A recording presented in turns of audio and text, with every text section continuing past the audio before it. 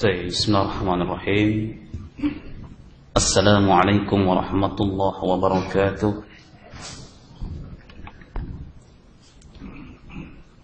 إن الحمد لله نحمده ونستعينه ونستغفره ونعوذ بالله من شرور أنفسنا ومن سيئات أعمالنا. من يهده الله فلا مضل له ومن يضلل فلا هادي له. أشهد أن لا إله إلا الله وحده لا شريك له وأشهد أن محمدا عبده ورسوله صلى الله عليه وعلى آله وأصحابه ومن تبعهم بإحسان إلى يوم الدين. يا أيها الذين آمنوا اتقوا الله حق تقاته ولا تموتن إلا وأنتم مسلمون.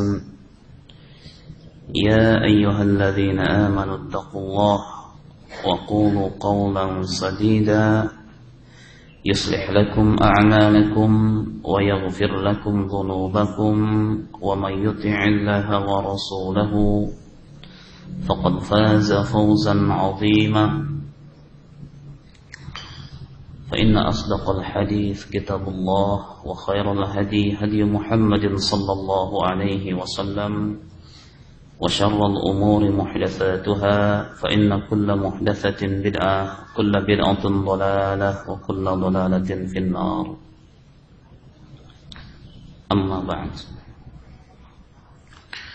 Para hadirin ikhwani fiddin azzakumullah. Alhamdulillah, kembali kita dipertemukan Allah Subhanahu wa ta'ala di tempatnya yang mulia ini dalam sebuah majlis yang semoga Allah Subhanahu wa ta'ala memberikan keberkahan kepadanya. Masih kita bersama sirah atau manaqib al-Imam Al-Mujaddid Az-Zahid Nasirus Sunnah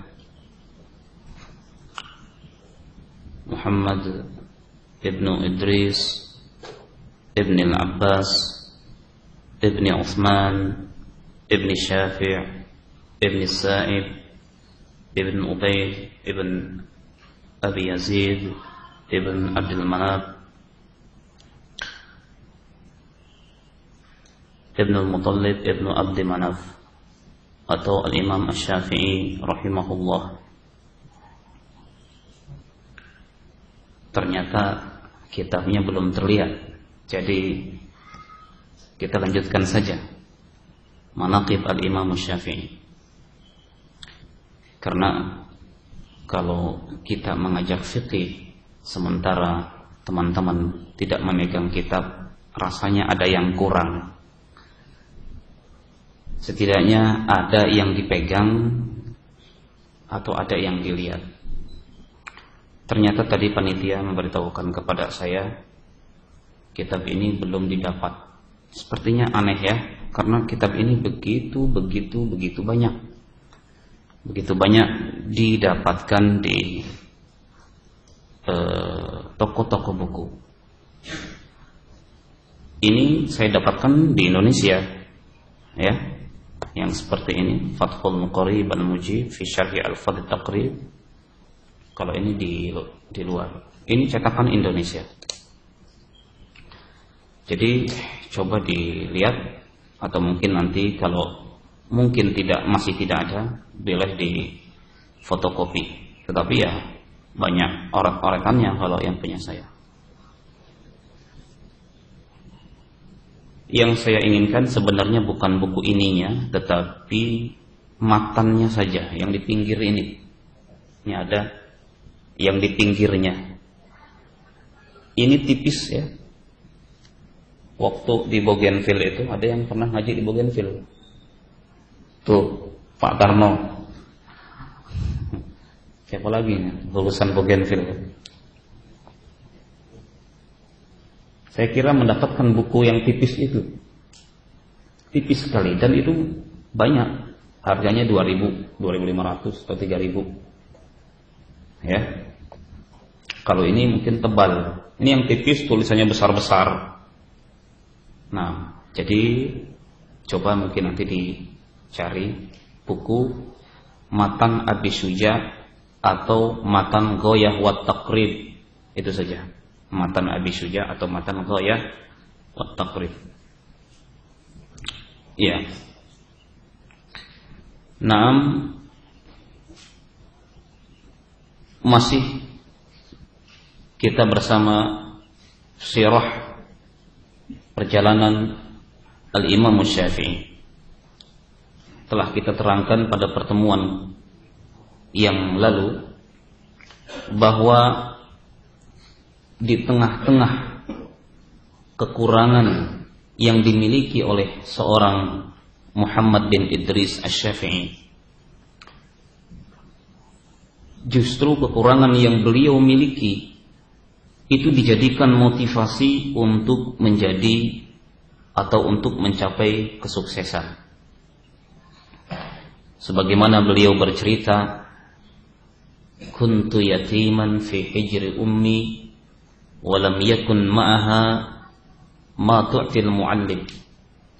Ya, sampai-sampai ibunya tidak memiliki biaya yang diberikan untuk sekolahnya Imam Syafi'i.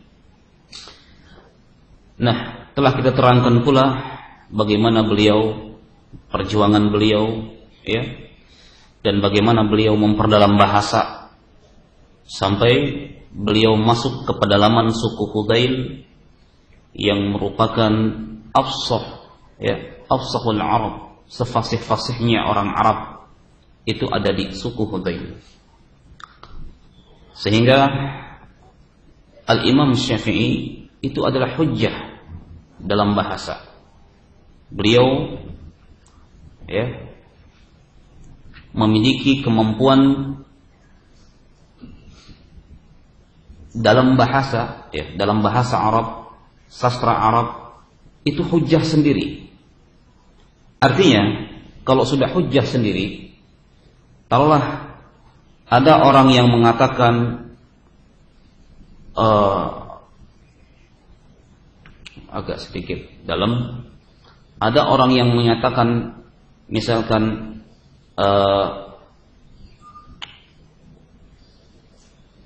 al-'am yuradu bihi al-khusus, ini adalah umum tapi yang dimaksudkan adalah perkara yang khusus. Dalilnya Imam Syafi'i mengatakan demikian. Artinya hujjah, dijadikan sebagai sandaran, sumber primer dalam beristishhad, di dalam menguatkan pendapat tentang bahasa Arab dalam hal ini.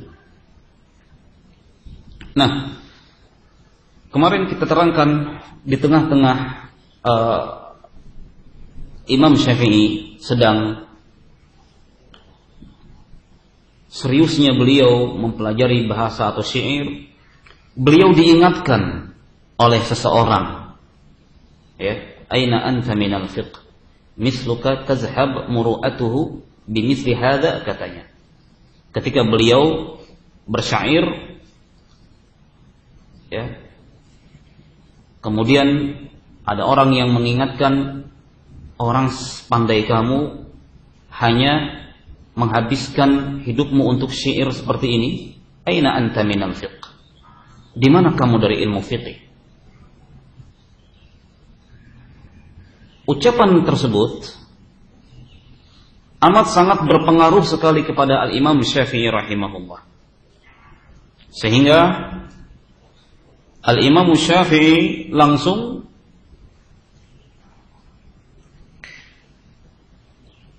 mencari majlis yang di sana dipelajari ulumuddiniyah, yaitu ilmu fiqih. Di antaranya majlis Muslim bin Khalid Az-Zinji, salah satu guru utama beliau di Makkah ketika itu.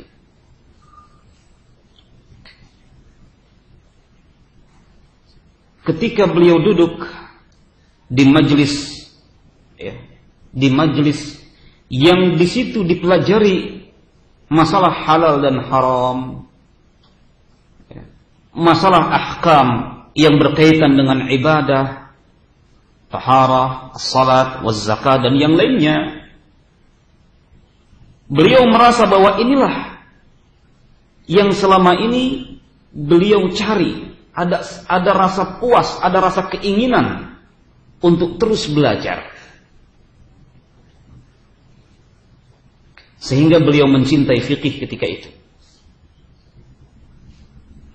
Di tengah-tengah majelis Muhammad Muslim bin Khalid Az-Zinji, beliau sering mendengar kehebatan seorang Imam Malik ketika itu. Ya, fikih yang ada, madrasah fikih yang ada ketika itu, yang dominan ada dua madrasah. Yang pertama madrasah Ahlur Ra'yi, madrasah Ahlur Ra'yi yang lebih mengedepankan ar-ra'yu atau madrasah rasionalis yang dipegang yang benderanya dibawa oleh Al-Imam Abu Hanifah di Irak, dan madrasah Ahlul Hadis yang dipegang oleh Al-Imam Malik ibnu Anas di Madinah dan di Mekah tentunya. Madrasah Ahlul Ra'yi ini adalah hasil dari pengajian-pengajian atau ijtihad-ijtihad yang dilakukan oleh Al-Imam Ibnu Mas'ud ketika beliau di Irak. Sementara Ahlul Hadis ini adalah para sahabat yang lain yang ada di Mekah dan Madinah, seperti Al-Imam Ibnu Abbas, ya, Ibnu Umar, Aisyah radhiyallahu anha dan yang lainnya. Nah, berkembang dua madrasah ini, dua tipe madrasah, Ahlul Ra'yi dan Ahlul Hadis. Al-Imam Syafi'i rahimahullah mendengar, ya, kehebatan Imam Malik dan kitabnya, kitab Malik, apa nama kitabnya? Al-Muwatta. Ingin sekali beliau memiliki kitab Muwatta, tetapi baru sebatas keinginan. Karena beliau jangankan untuk membeli kitab Muwatta, untuk membeli kertas nulis saja, untuk dibuat nulis, itu beliau tidak sanggup. Masya Allah, ya, beliau tidak sanggup. Bahkan beliau harus mengambil tulang belulang, kertas-kertas bekas untuk dijadikan tulisan beliau. Subhanallah. Namun beliau tidak putus asa. Tidak ada akar rotan pun, kebalik, tidak ada rotan akar pun jadi. Akhirnya beliau, yang penting bagaimana caranya bisa menghafal, bisa menguasai kitab Muwatta. Akhirnya beliau meminjam Muwatta kepada teman beliau sendiri, atau kepada orang yang memiliki Muwatta ketika itu. Dihafalkannya, beliau coba untuk menguasai kitab Muwatta, dan beliau berhasil, ya, menghafal kitab Muwatta di luar kepalanya dalam waktu yang begitu singkat.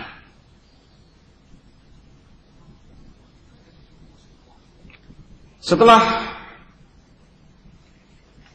hafal kitab Muwatta, dan inilah memang yang seharusnya dimiliki oleh seorang talibul ilmi. Ketika mau belajar, dia harus tahu dulu apa yang akan saya pelajari, sehingga setidaknya ada gambaran sebelumnya, sebelum ia bersama-sama mempelajari buku tersebut dengan seorang guru.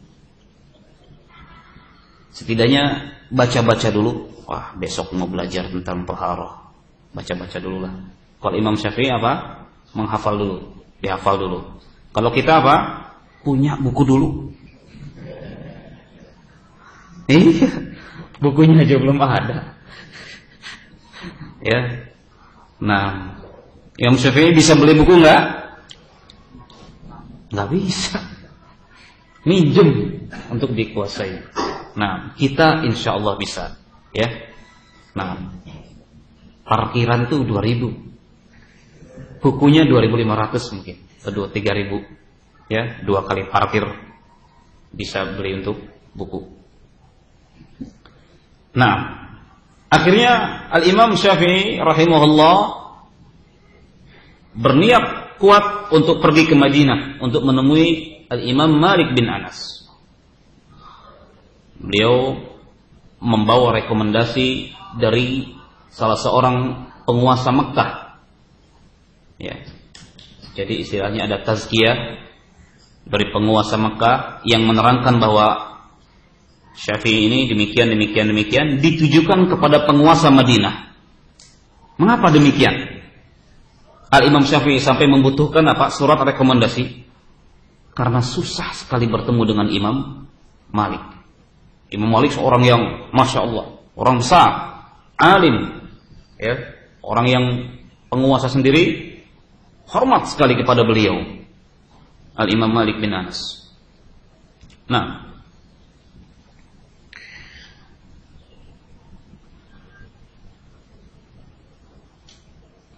sesampainya di Madinah, ya, jadi singkat cerita, sampai di Madinah, bertemu dengan penguasa Madinah, memberikan surat rekomendasi dari penguasa Mekah. Ini namanya prosedural, ya, dalam istilah birokrasi ya kayak gitu, dari kepala ya ke kepala, kan begitu.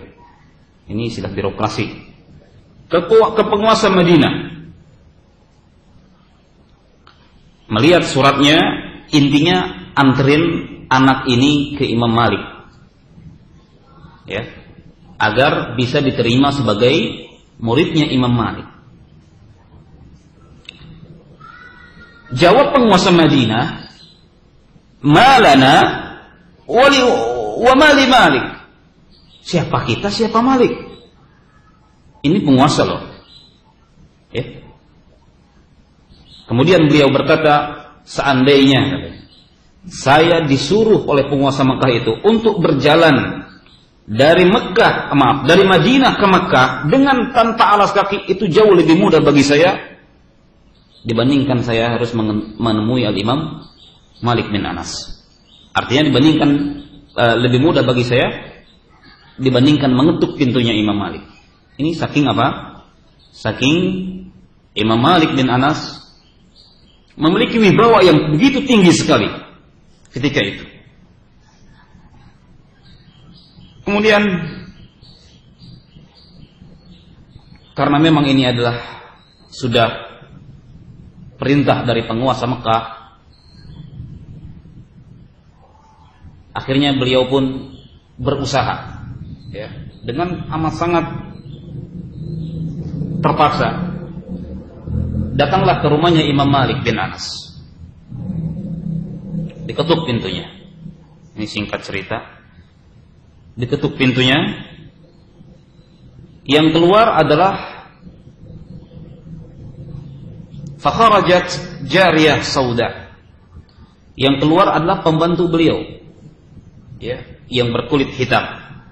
Faqala lahal wali, berkatalah penguasa Madinah, quli li maulaki inni bil bab. Kasih tahu kepada tuan kamu bahwa saya sekarang ada di depan rumah. Akhirnya masuk lagi pembantunya, ya. Fa'abta'at.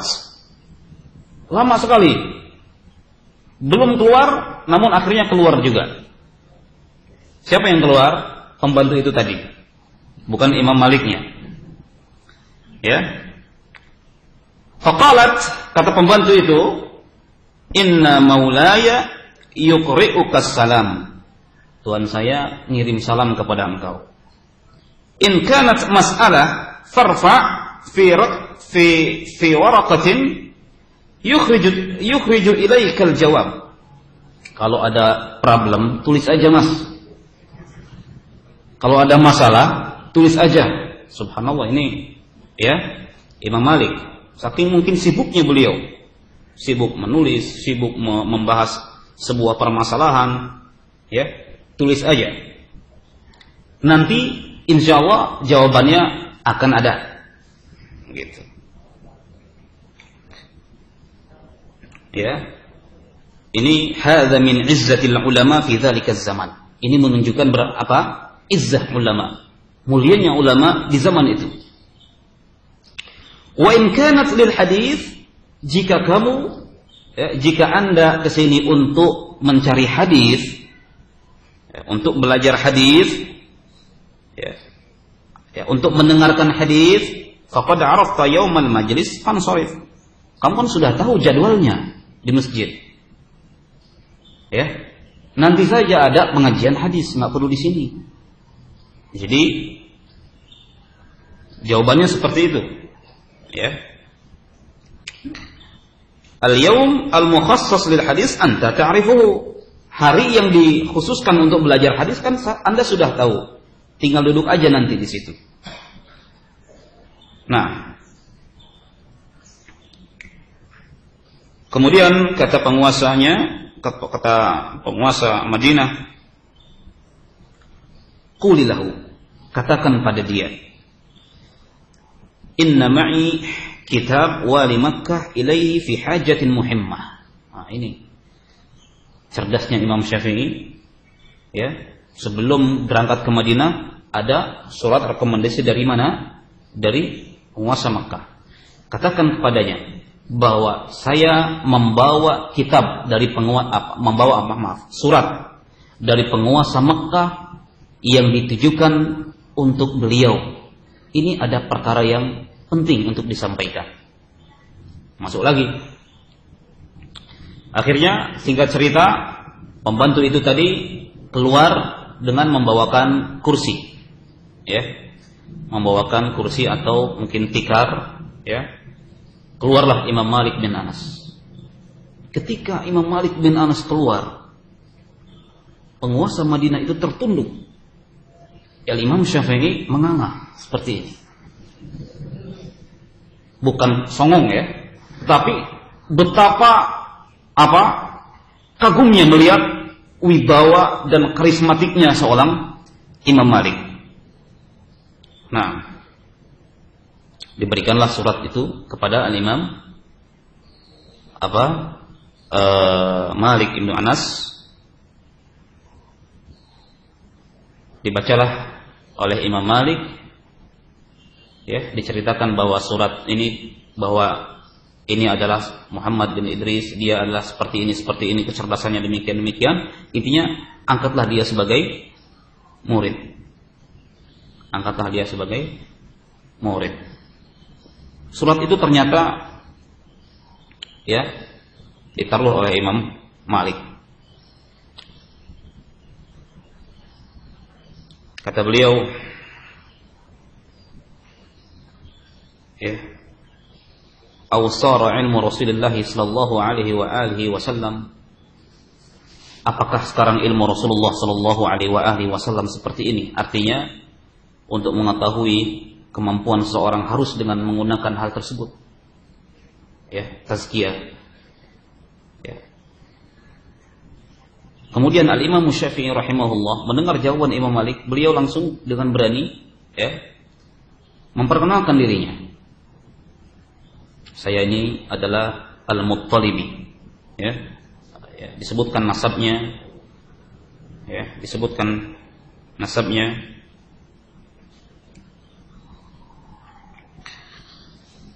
Kemudian kata beliau, kata Imam Syafi'i, disebutkan kisah-kisah tentang beliau, ya, belajarnya gimana, gurunya siapa. Falamma sami'a, ketika mendengar keterangan Imam Syafi'i, Imam Malik melihat, nadhara ilayya sa'ah. Ya. Beliau melihat kepada saya sejenak. Nah, beliau melihat kepada saya sejenak.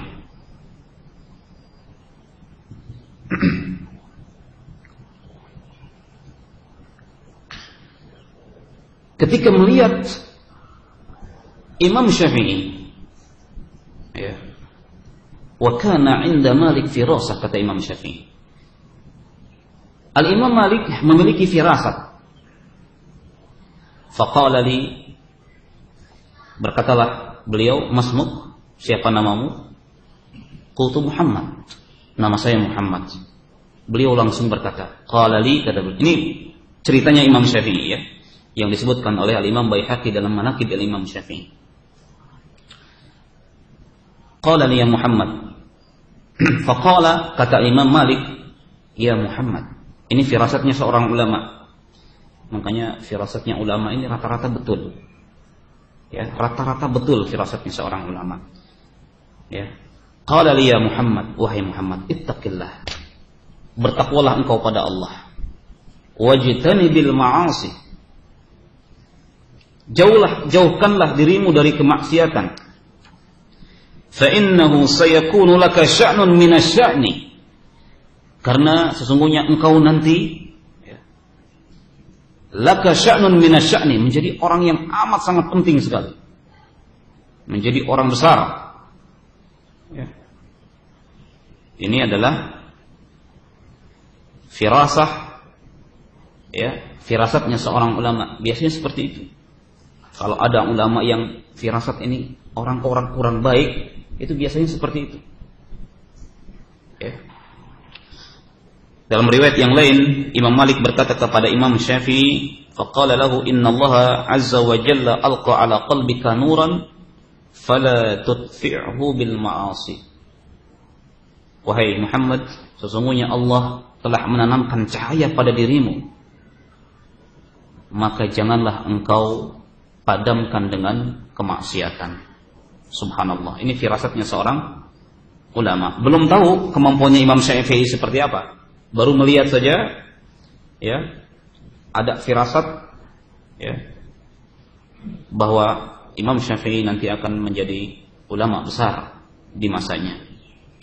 Kemudian Imam Syafi'i meminta kepada Imam Malik agar mendengarkan bacaannya, ya, agar mendengarkan bacaannya, karena beliau telah hafal kitab Muwatta. Wahai Imam Malik, ya, tolong dengarkan bacaan saya telah hafal Muwatta. Imam Malik menolak. Ya. Engkau bacakan saja dengan murid saya. Artinya, ya, carilah, ya, orang yang membacakan Muwatta kepadamu. Artinya menganggap Imam Syafi'i belum hafal kitab Muwatta. Taruhlah di sini ada murid-murid, biarlah masih fulan saja. Misalnya ada murid baru, ada murid seniornya beliau. Kemudian Imam Syafi'i rahimahullah, ya,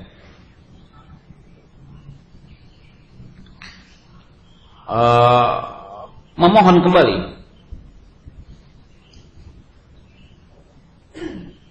Sekali saja Imam Malik, gitu. Bahasa kitanya apa ya? Please, gitu ya. Bingung saya membahasakannya.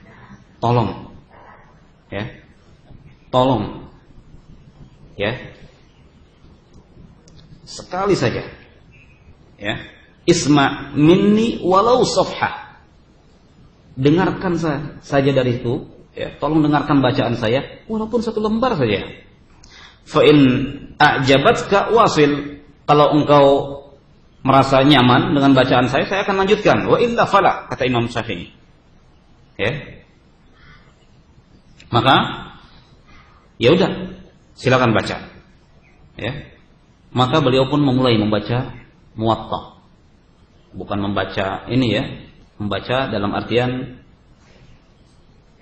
menghafalnya di luar kepala. Fa'ajabathu, maka bacaan Imam Syafi'i membuat Imam Malik terkagum-kagum. Ketika Imam Syafi'i merasa sudah lama baca, wah nggak enak nih. Kelihatannya Imam Malik udah capek. Berhenti Imam Syafi'i. Ternyata Imam Malik apa? Zid ya fata. Zid. Terus. Sampai beliau selesaikan bacaannya Muwatta di depannya Imam Malik dalam beberapa hari saja. Ya, tamat. Enggak ketika itu langsung selesai. Lewat maghrib kan, lewat isya enggak. Ya, dalam beberapa hari, fi ayyamin yasirah katanya. Nah, kagum sekali kepada bacaannya Imam Syafi'i, karena Imam Syafi'i fasih, tidak ditemukannya lahan. Lahan itu apa? Ketergelinciran dalam berucap. Ya, wajar karena Imam Syafi'i belajar dari apa? Dari suku Hudzail, dari pedalaman Arab. Sebagaimana kemarin kita katakan, ya, ma min katanya. Tidaklah ada satu ayat, ya, atau tidaklah ada satu huruf itu melainkan aku mengetahui maknanya. Nah, setelah membaca, akhirnya Imam Syafi'i berguru, ya, kepada Imam Malik sampai beliau wafat. Sampai Imam Malik wafat hampir selama 20 tahun. Kurang lebih 20 tahun, maaf. 1327. Iya. Kurang lebih ya. Kurang lebih. Sekitar hampir 20 tahun, enggak sampai 20, tapi begitu panjang, lama sekali beliau bermulazamah kepada Al-Imam Malik bin Anas. Ada hikmah yang sebenarnya kita bisa ambil dari sini. Ya. Yang pertama, al-hirs 'ala talaqqi minal akabir. Ini penting. Hendaknya kita bersemangat untuk mencari ilmu dari akabir, dari kibarul ulama. Dari kibarul ulama. Al-Imam Syafi'i, ya, menempuh perjalanan untuk menemui siapa? Kibarul ulama.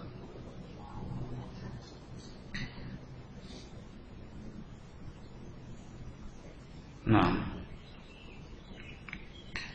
seandainya kita tidak mendapatkan di negeri kita, maka fatalabatul ilmi al-akhirina minal ulama, atau al-akhirina 'anil ulama. Maka kita duduk di para penuntut ilmu yang mengambil langsung ilmunya dari para ulama.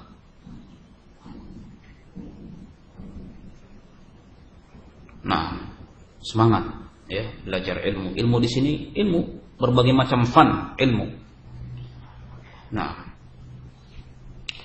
kemudian nama Imam Syafi'i meroket dalam waktu yang begitu singkat. Pada umur 15 tahun, ya, Al-Imam Malik Ibnu Anas sudah mengizinkan beliau untuk memberikan fatwa. 2 tahun saja. Imam Syafi'i ketika belajar umur beliau 13 tahun dengan Imam Malik, tambah 2 tahun, itu sudah umur 15 tahun sudah diperkenankan untuk memberikan fatwa.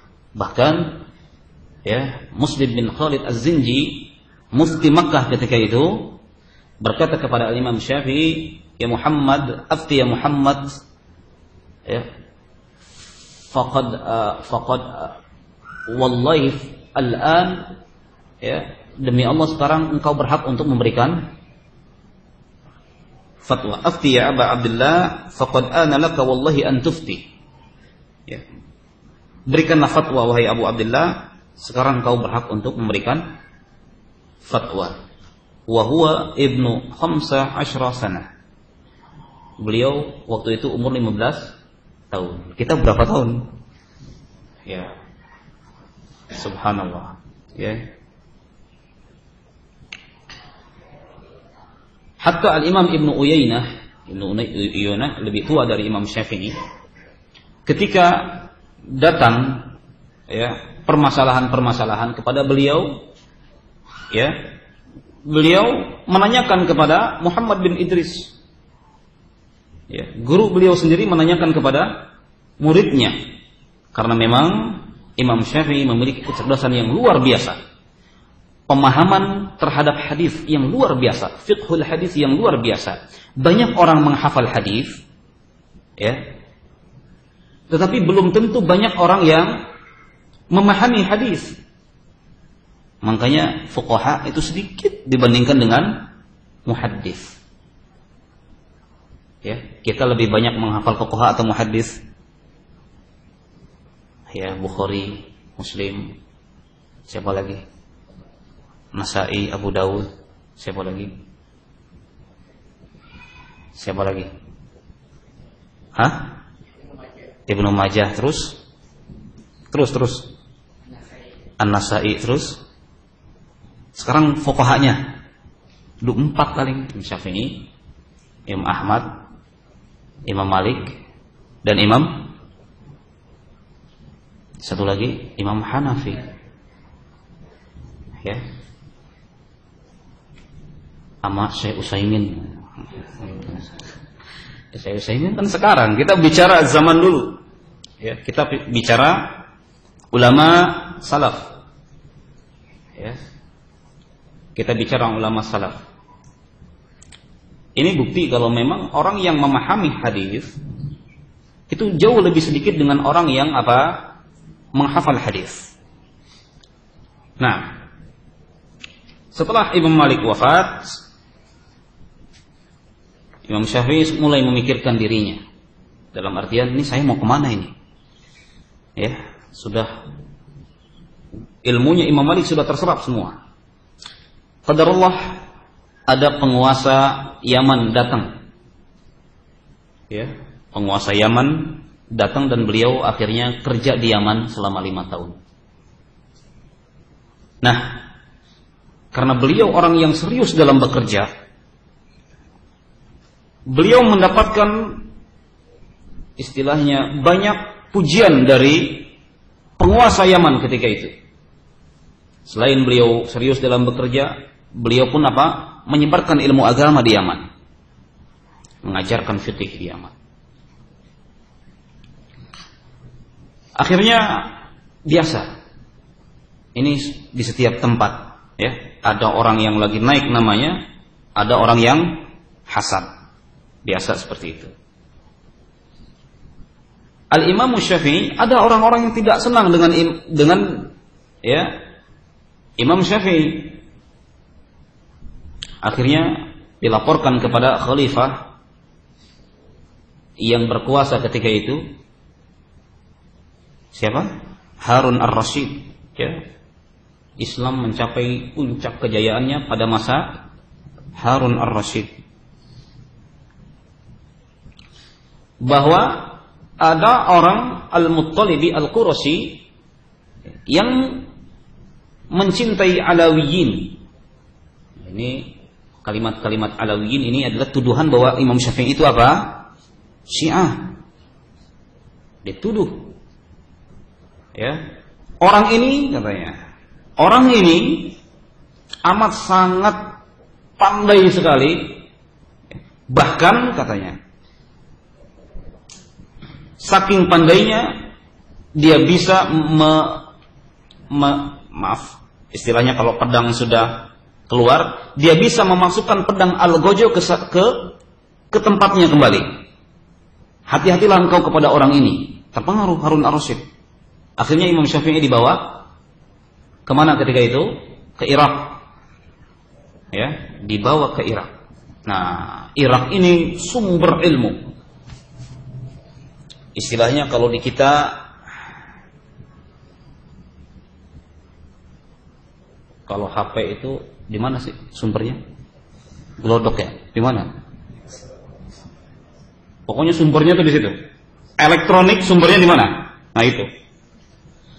Ya, kalau baju di Cipulir ya.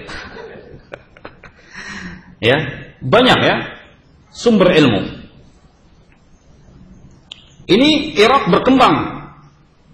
Yang pertama, yang paling berkembang itu adalah madrasahnya Muhammad bin Hasan Asy-Syaibani dan madrasahnya Abi Yusuf Al-Qadhi. Dua orang ini adalah murid utamanya Imam Hanafi. Ya.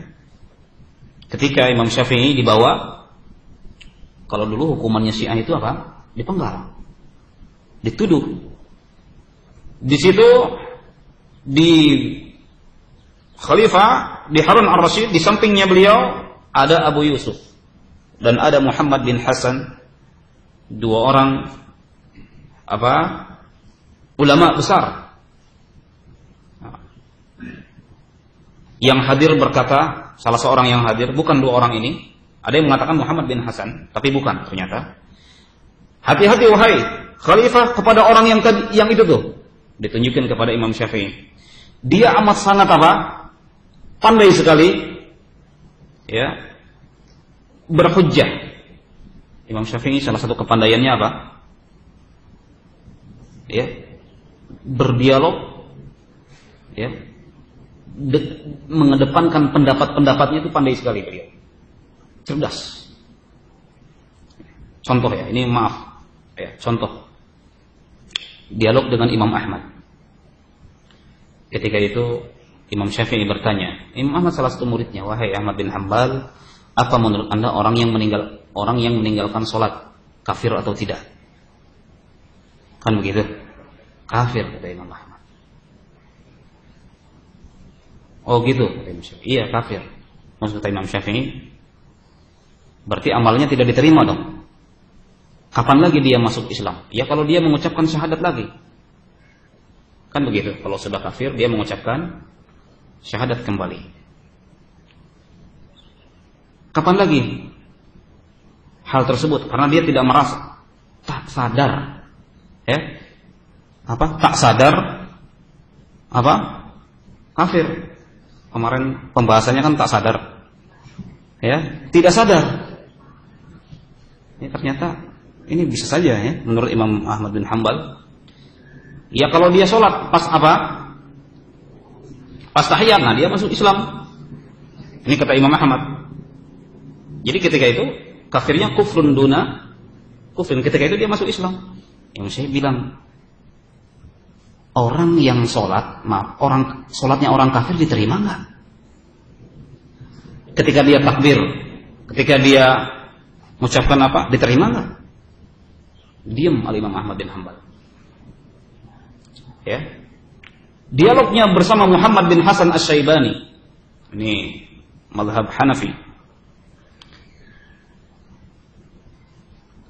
Ya.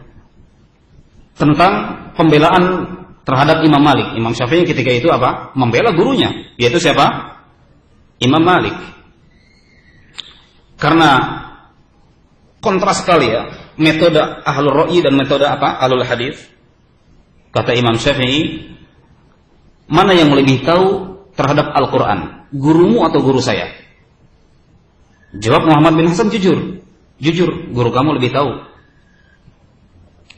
Mana yang lebih tahu, ya, terhadap hadis, gurumu atau guru saya? Kata Imam Syafi'i. Dijawab lagi Muhammad bin Hasan, ya guru kamu, jelas, ya. Nah, Imam Muhammad bin Hasan merasa yang ketiga ini pasti menang. Qiyas. Karena qiyas, Imam Hanafi begitu luas sekali beliau membahas qiyas. Ditanya, kata Muhammad bin Hasan, sekarang yang lebih tahu qiyas siapa? Guru kamu atau guru saya? Jawab Imam Syafi'i apa? Kalau syarat orang itu bisa qiyas itu apa dulu? Itu dulu jawabnya. Enggak mungkin dia bisa mengambil qiyas kalau ia tidak mengetahui Al-Quran wala sunnah, kata Imam Syafi'i. Terdiam Muhammad bin Hasan. Ya, terdiam Muhammad bin Hasan Asy-Syaibani. Sebenarnya ada di sini beberapa dialog Al-Imam Syafi'i. Oleh karena itu, ikhwani fillah azakumullah, dengan Harun ar-Rasyid pun sama. Ini mau dipenggal ini Imam Syafi'i. Ini tadi agak melebar. Ketika Al-Gojo sudah Al-Gojo sudah siap itu. Ini ujiannya Imam Syafi'i, ya, mihnah, ya. Setiap ulama itu memiliki ujian. Di antaranya ini, Imam Syafi'i dituduh sebagai orang Syiah. Siap untuk dieksekusi, istilahnya. Tunggu dulu, kata Imam Syafi'i. Tunggu dulu, dengerin dulu. Sepatah dua patah kata saja. Berikan kesempatan untuk ada PN, peninjauan PK, maaf. Mengajukan PK, peninjauan kembali. Ya. Akhirnya dikabulkanlah. Ya Allah, mau ngomong apalah sebelum ini. Mau ada wasiat atau apalah, silakanlah. Ya. Akhirnya ditanya, gini, saya cuma nanya saja. Saya pintarnya gitu. Saya cuma nanya aja. Seandainya ada dua orang, yang satu amat sangat menyayangi saya, yang satu amat sangat membenci saya. Ini dua orang, misalkan si A dan B. A ini suka sama saya, menyayangi, ngasih perhatian. Yang B cuek, acuh tak acuh, menzolimi dan yang lain. Mana yang berhak saya sayangi? Gitu aja jawab. Ya jelas kata Harun Ar-Rasyid, ya jelas orang yang menyukai kamulah yang berhak disayangi. Iya toh? Wajar, iya kan? Masa ada orang mukul kita, tahu-tahu kita ini nggak masuk akal, jelas. Wahai Harun Ar-Rasyid, kamu ini termasuk keturunan Abbas, saya ini termasuk keturunan Muthalib. Abbas dan Muthalib ini saling sayang menyayangi. Lihat, disebutkan nasibnya Imam Syafi'i. Oh, tunggu. Langsung terpengaruh.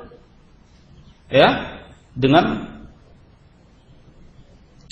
sekian kata, ya, berhasil memanfaatkan waktu, ya, betul itu. Al-Gojo yang sudah siap, masukin lagi pedangnya. Ditanya sama Harun Ar-Rasyid, gimana menurut Anda tentang hadis? Diterangkan bahwa Imam Syafi'i itu bukan Syiah. Menurut Anda tentang apa? Al-Quran. Saya mengetahui Al-Quran, saya mengetahui sababun nuzul, saya mengetahui demikian, saya belajar dari Imam Malik. Diterangkan demikian. Akhirnya dikasih 10.000 dinar oleh Harun Ar-Rasyid. Ya Allah, roh, kamu bebas. Maaf, 10.000 dinar atau 3.000 dinar, saya lupa lagi. Ya. Tadinya mau dipenggal, pulang dengan membawa apa? Hadiah. Subhanallah. Ya, Pak Antasari Azhar kalau bisa, nggak bisa. Mau PK-PK-an ya nggak bisa. Ya. Ini kecerdasannya seorang Imam Syafi'i. Beliau bukan orang Syiah, ya. Nah, dan uang tersebut sebelum sampai pintu gerbang pintu gerbang kerajaan sudah habis dibagikan kepada para pelayan-pelayan beliau. Sudah selesai. Imam Syafi'i bebas, tapi beliau di Irak. Beliau di mana? Di Irak. Beliau nggak mau pulang dengan tangan tangan kosong. Akhirnya beliau mempelajari fikih Hanafi. Bersama siapa? Bersama Muhammad bin Hasan Asy-Syaibani dan Abu Yusuf. Muhammad bin Hasan, Abu Yusuf beliau tidak sempat, ya, hanya sudah meninggal duluan. Muhammad bin Hasan ini yang mengambil fikih Imam Hanafi. Nah, singkat cerita, beliau memiliki dua ilmu. Yang pertama ilmunya Imam Malik, yang kedua ilmunya Imam Hanafi. Ini singkat cerita, ya. Bahkan Imam Syafi'i mengatakan, saya ini mempelajari fikih Hanafi seolah-olah saya harus merangkak. Artinya betul-betul serius dan amat sangat susah sekali dipelajari memang, kata Imam Syafi'i. Beliau sendiri merasakannya. Singkat cerita bahwa beliau memiliki dua ilmu. Inilah keutamaan Imam Syafi'i. Beliau meracik, ya, berusaha untuk mengerahkan pikirannya. Akhirnya, ya, beliau menulis sebuah buku, ya, yang disitulah ya, awal dari kemunculannya mazhab Syafi'i. Buku ini adalah Ar-Risalah, bukunya Risalah. Ketika itu beliau masih berumur muda, dan buku ini dipuji-puji oleh Abdurrahman ibnu Mahdi. Ya, Abdurrahman ibnu Mahdi kita sering mendengar ya. Sufyan ibnu Uyainah kita sering mendengar. Abdurrahman bin Mahdi kita sering mendengar. Siapa lagi? Ya, nah ini Imam Syafi'i dipuji-puji, dan ini sebagai tonggak munculnya mazhab Asy-Syafi'i. Intinya apa? Menerangkan tentang apa? Bagaimana cara berinteraksi dengan Al-Quran dan hadis, ya, mengkodifikasi antara mazhab ahlul ra'yi dan ahlul hadis, berada di tengah-tengah. Ya. Ini salah satu keistimewaan ya mazhab Syafi'i. Di antaranya adalah yang membangun mazhab itu Imam Syafi'i sendiri, yang membangun usul-usulnya. Berbeda dengan mazhab yang lain. Ya, mazhab yang lain murid-muridnya yang mempelajari metode gurunya, kemudian menaruhnya dalam sebuah buku. Ya, misalkan antum hadir di Ustadz Fulan, oh Ustadz Fulan itu seperti ini, ditulislah metodenya Ustadz Fulan di dalam mengajar, gitu, ditulis. Tapi kalau Imam Syafi'i tidak, beliau langsung. Ya, sebentar lagi. Ya, insyaallah. Beliau langsung. Ya, beliau langsung apa? Langsung menulis buku tersebut, yaitu Ar-Risalah. Di buku inilah beliau dinobatkan sebagai muassis, ya, orang yang pertama ya membuat atau menyusun buku usul fikih itu adalah Al-Imam Syafi'i. Kalau bicara tentang usul fikih mungkin di zaman sahabat sudah ada, tetapi usul fikih dalam buku khusus itu adalah Muhammad bin Idris Asy-Syafi'i. Ijma'ul ulama. Sepakat para ulama ya bahwa Muhammad bin Idris lah yang pertama kali ya memberikan membuat buku, memberikan kaidah-kaidah tentang al-am wal khas, an-nasikh wal mansukh, kaidah-kaidah tentang dilalatul alfaz. Ini mazhab Syafi'i. Ya. Nah, oleh karena itu nama al-Imam Syafi'i semakin meroket ketika beliau di Irak dan pergi ke Irak untuk yang kedua kalinya. Ketika itu ada 20 majlis, ya, 20 majlis apa? 20 majlis ahli ra'yi. Istilahnya 20 halaqah dalam satu waktu. Ya, di UNJ, di TISOM, di mana? Dalam satu waktu, misalkan ya. Dalam satu waktu. Datang al-Imam Syafi'i, ya, yang tadinya 20 itu jadi 3. Semuanya halaqah-halaqah tersebut bergabung kepada majlisnya Imam Syafi'i, termasuk halaqahnya Husain Al-Qarabisi. Antum pernah dengar Husain Al-Qarabisi? Ya, itu orang beliau ini adalah ulama filsafat, tobat, ya, menjadi murid utamanya Al-Imam Asy-Syafi'i. Nah, saya sudah mendengar azan. Iya, demikian singkat ya tentang beliau. Saya masih menunggu buku ya. Kalau antum sudah memegang bukunya, jadi kita bisa mulai belajar fikih ala madhab al-Imam Asy-Syafi'i. Sallallahu ala nabiyyina Muhammad wa ala alihi wa sahbihi wa sallam. Subhanakallahumma wa bihamdika asyhadu an la ilaha illa anta astaghfiruka wa atubu ilaik. Wassalamu alaikum warahmatullahi wabarakatuh.